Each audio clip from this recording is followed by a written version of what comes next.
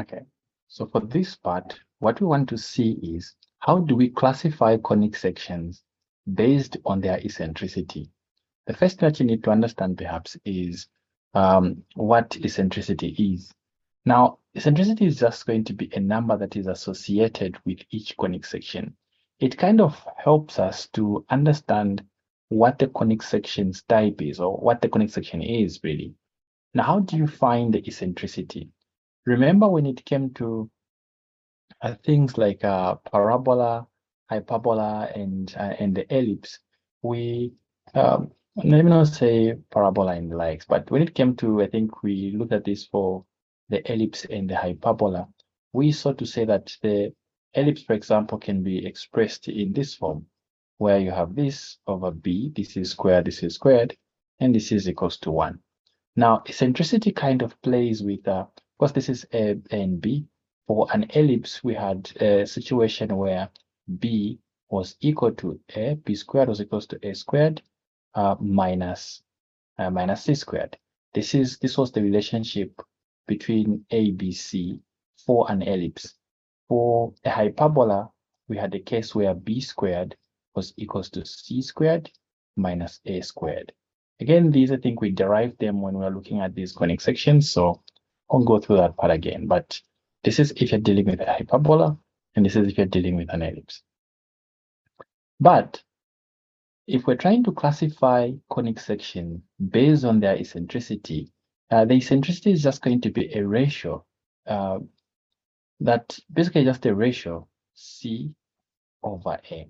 So if you know what the constants A, what constant A and what constant C is, you can just get their ratio here so that you find what the eccentricity of that particular conic section is. And once you have the eccentricity, you can then use it to determine what the conic section is. Now, sometimes they will give you the eccentricity and then ask you to come up with a standard equation of the conic section. Again, based on the value of the eccentricity they've given you, you can already interpret to say that, okay, seeing that my eccentricity is this or is of this nature, then I can conclude that this is a parabola or an ellipse or a hyperbola, and hence A will be this, C will be this, B will be that, and then the standard equation can be drafted from there. But then how does the eccentricity tell us the conic section? Well, here's what you need. Firstly, let's start with an ellipse. So what is the eccentricity? How do you determine to say this is an ellipse? By just looking at this. Okay, so basically, if the eccentricity is less than 1, then you're dealing with an ellipse. But usually for an ellipse, it will most likely be from 0 to 1. So this, usually for an ellipse, it will be from 0 to 1. As in, it will be a decimal number from 0 going up to 1. But as you can see from the range that I've indicated here, it will not necessarily include 1, because you're seeing that when E is equals to 1, then this is going to be, of course, a parabola. And then when the eccentricity is greater than 0, then you're dealing with a hyperbola. So basically, this is what you're looking at. So this is how you identify the conic section based on what the eccentricity is. Now, how do questions look like where we have to deal with the eccentricity? Now, usually they can come in different types, really. Let's look at a few examples so that you guys can perhaps have a good idea of how they go. Let's look at our first example here. Let's find something suitable. Okay, so consider something like this. And here we're trying to locate where the vertices are. They're not asking us to sketch this. They just want us to find the vertices. And they're given that information. So all we need to understand one thing, you see, even without them pointing out that this is an ellipse, we could conclude that this is an ellipse by seeing what the eccentricity is. Here, the eccentricity E is equal to 0.8. This is what the eccentricity is. So from here, we can easily conclude that because this is in the range 0 to 1, this has to be an ellipse, because we know to say an ellipse dealing with something less than 1. Okay. Now, apart from that, what else do we have? The question also says that here the foci lies at 0, plus or minus 7.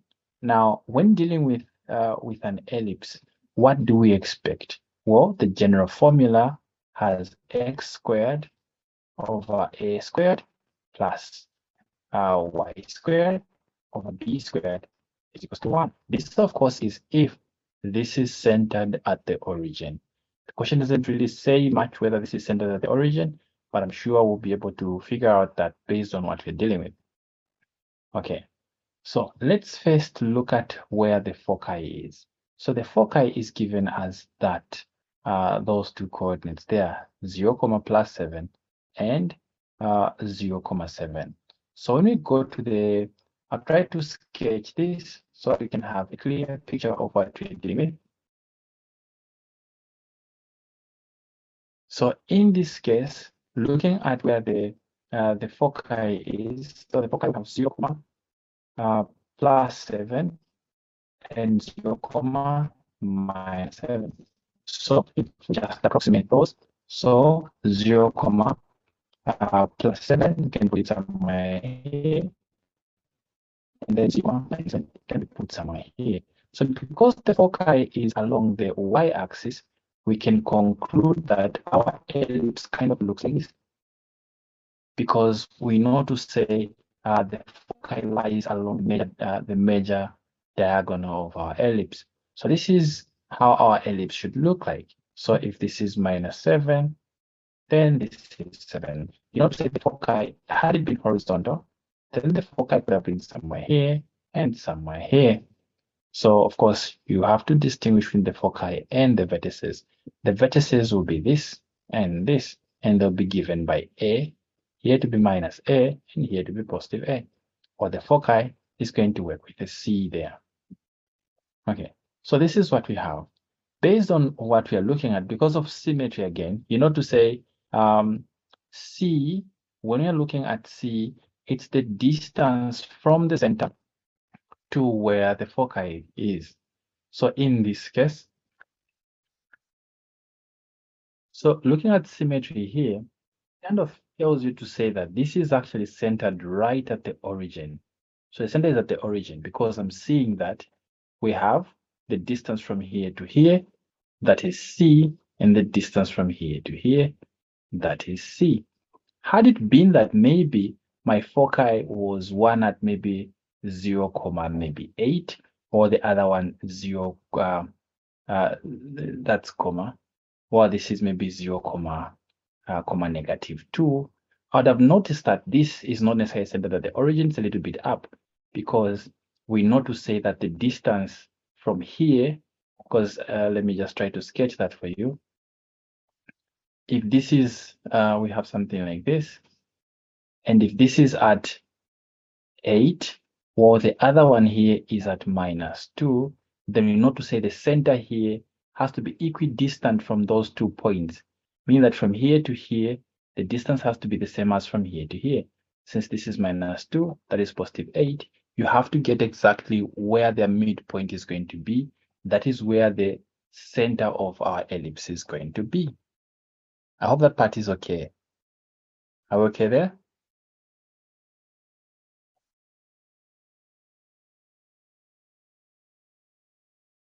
So this would be expected to be at 3.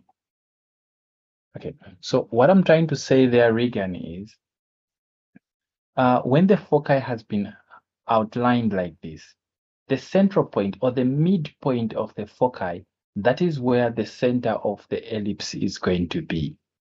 In this case, when we see that this is 7 up and 7 down, it implies that the center of our ellipse is exactly at the origin of our coordinate axis. But then I gave this example. I said, suppose we're given to say that our conic section has the foci 1 at 0, let's say 8, while the other foci is at 0, let's say -2. When trying to sketch that, you have the coordinate axis like this. Seeing that the foci has been given in terms of the vertical axis, in order to say it has measure in the vertical axis. But it would be wrong of you to do it like this. Why? Because one foci, the other focus is somewhere on top, like I say there. The other one is, because this is where, let's say, where 8 is, but 2 is somewhere, -2 is somewhere here. This doesn't make sense because the distance from the center to either side has to be the same. So it only makes sense to say that in such a case like this one, first start with highlighting where the foci is. So one is here at 8, and let's say the other one is here at -2. Now draw your conic section, your ellipse.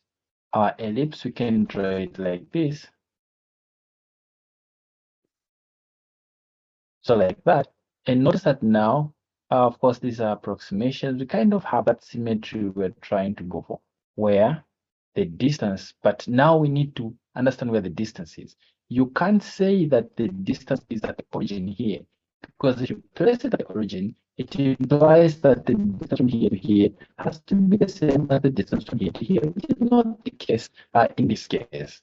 So the center of this ellipse is not at the origin.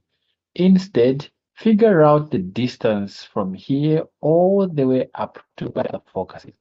In this case, 8 units to the origin, then 2 units to the other focus there.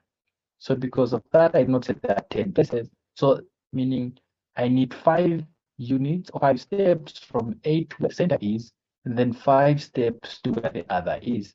So I can position the center of this ellipse to be, let's say, somewhere here, so that this is 5 steps down, which places this at 3. And when you place that to be 3, notice that moving from 3 going to 8, that is 5 units. And moving from 3 to -2, that is also 5 units. So this ensures that C is equals to 5. Have you seen that? C is the distance from the center of the conic section to the foci. So in this case, it becomes that. Again, this is just an example where the center is not at the origin. For our current question here, the center ends up at the origin, and C from the center, great. From the center to where this one is, we have 7, and from the center to where the other one is, we also have 7. Because that's 7, this is -7. So here we clearly identify C as 7.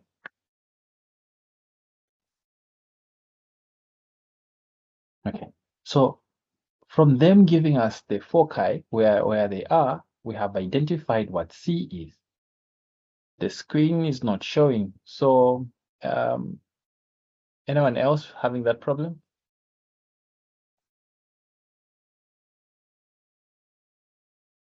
Regan, are you able to see my screen?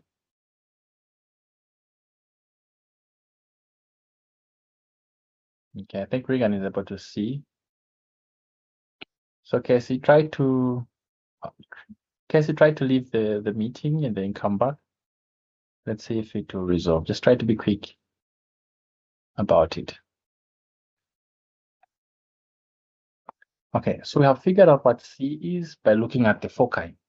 The next thing that we now need to look at is, remember, we're going for the vertices, and the vertices, we're basically going for this point here and this point down here. Let me just move our conic section a little bit like that. Okay, so how are we going to find those points? Well, the eccentricity. The question gives us the eccentricity as 0.8, but how can that help us? Well, 0.8. Can we express it as a fraction? Well, we can. What is 0.8 as a fraction?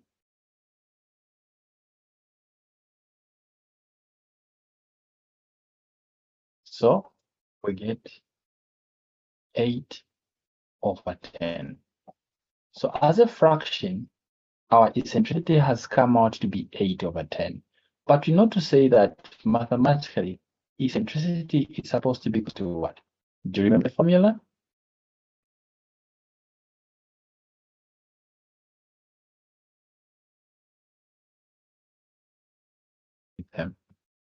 So we get E is equals to C/A.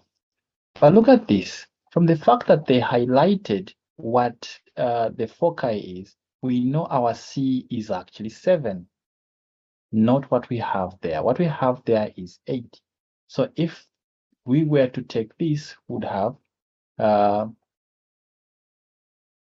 C is supposed to be, we're supposed to have a 7 there, not the 8 which is currently there.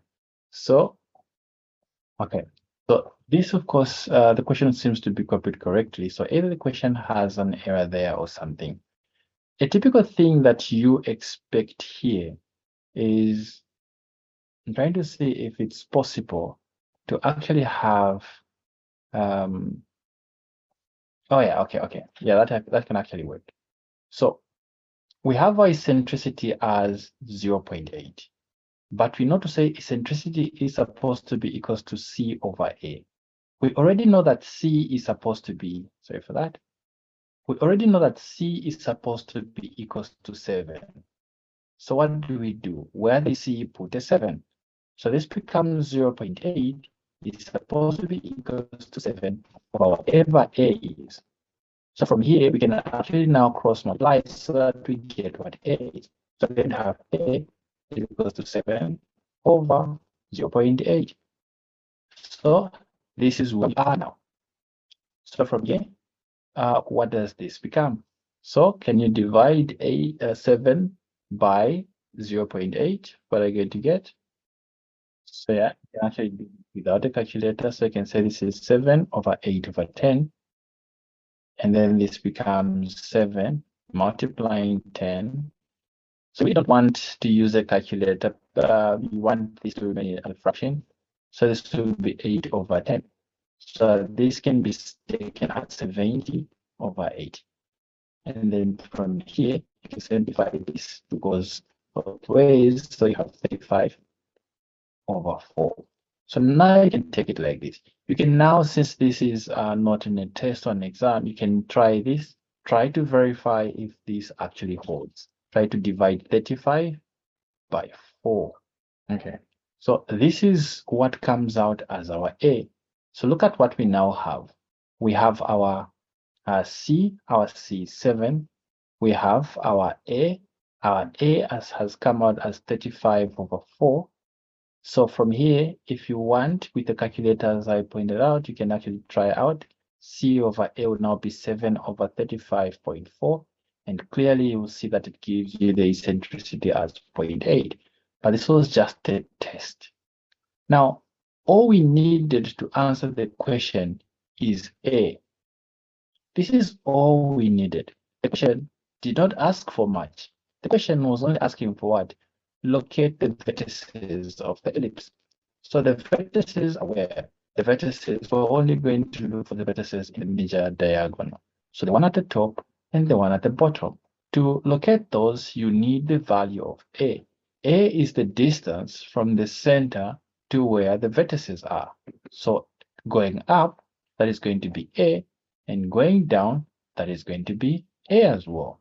So we can conclude that the vertices are 0 in the x-axis, and then 35/4 going up. This is where the upper vertex is going to be, and the other one is going to be 0, negative 35/4. If you want, you can just write this.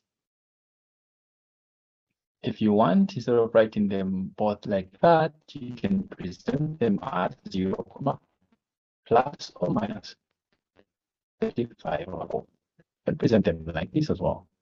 So we have found where the vertices are. So for a second example, we have these. So I will work out the first one, and you guys can try out the second one. So I want to find the standard form equation of the conic section if in the first part we have the vertices given and the eccentricity given as 3, And then the second part, we have the foci given and the eccentricity to be 0.2. So how do we approach this? So in the first part, what are we given? We're given this.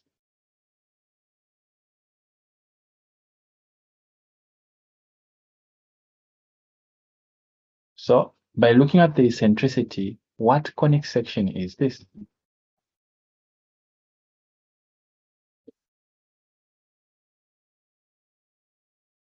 What do you guys think? What conic section are we looking at? Hyperbola. Hyperbola. So we have identified the conic section. Very important, hyperbola. Now, since we know this is a hyperbola, it means that we know what equation to use when necessary. We know that b squared is equals to c squared minus a squared to a hyperbola. This again is that the origin, because of symmetry as highlighted by that representation there. So for a hyperbola, I would try to sketch it. I won't really sketch it all the way. All I want is just for you guys to understand where the measure is, if this is a hyperbola that is like this, or if it's a hyperbola that is like that. And also the key thing that helps us to see that is what is given. And in this case, they've given us what the vertices. So by seeing where the vertices are, we will be able to identify if this is in the vertical or in the horizontal. And look at this. This is 0, plus and minus 1.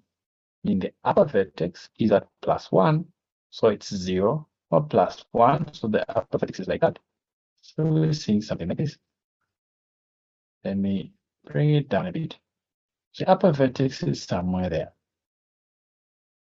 Better. And then the lower vertex is somewhere here.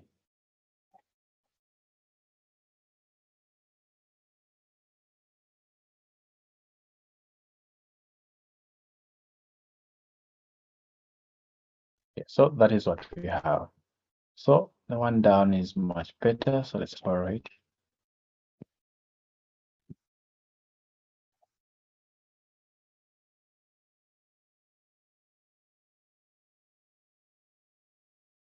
Okay, so this is what we have. This vertex is at 1, or this one is at -1. So based on this, we should be able to identify the way the equation looks like. If it were horizontal, then and if it were something like this, would have had x squared over a squared minus y squared over b squared is equals to 1. But because we have this one that is the other way, it implies that y squared will be the positive one. In other words, this changes form. Now what we have is y squared over a squared minus x squared over b squared is equals to 1. So this is the way the standard equation will look like. So again, had it been horizontal, had it been something that is like this, these would have just changed places. This would have been x here and y there. But because it is in the vertical, we're dealing with this. So from here, by knowing the vertices, they have halfway solved the question. Because from the vertices, we get what A is. And here, A is equals to 1. So we now already know what A is. A is 1. So I can even put the 1 here. Minus, this is x squared. The only question now is what is B?